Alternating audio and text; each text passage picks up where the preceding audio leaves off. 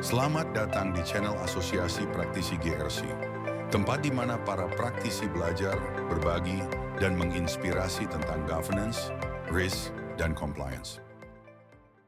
Kalau hidup punya daftar prioritas, perusahaan juga punya daftar risiko utama.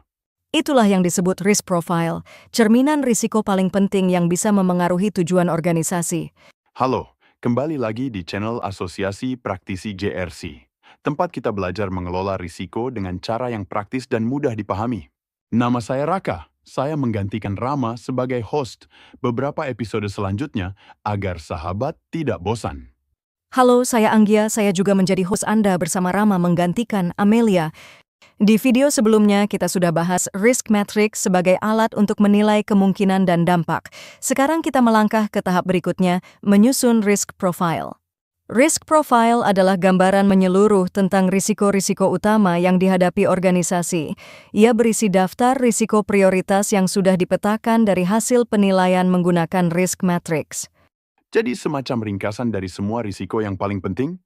Betul, biasanya memuat nama risiko, penyebab, dampak, level risiko, siapa pemilik risikonya, dan bagaimana strategi mitigasinya. Bisa diberikan contohnya?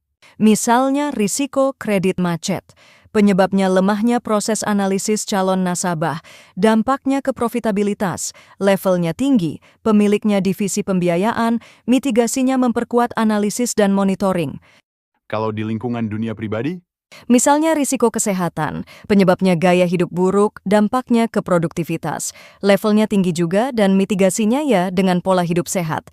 Jadi risk profile itu seperti cermin, menunjukkan di mana posisi risiko kita berada dan area mana yang paling perlu perhatian. Tepat, tanpa risk profile, manajemen dan dewan sulit menentukan prioritas karena tidak tahu risiko mana yang paling strategis. Dan ini juga dasar untuk membuat risk register, kan? Ya, di video berikutnya kita akan lihat bagaimana risk profile dikembangkan menjadi risk register yang lebih detail dan operasional. Jadi, risk profile bukan sekadar daftar, tapi kompas arah bagi manajemen untuk mengambil keputusan yang bijak. Kalau sahabat ingin organisasi lebih siap menghadapi ketidakpastian, pastikan risk profile-nya selalu diperbarui dan dikaji secara berkala. Klik subscribe, like, dan share agar lebih banyak orang memahami pentingnya manajemen risiko. Karena memahami risiko berarti memahami masa depan organisasi.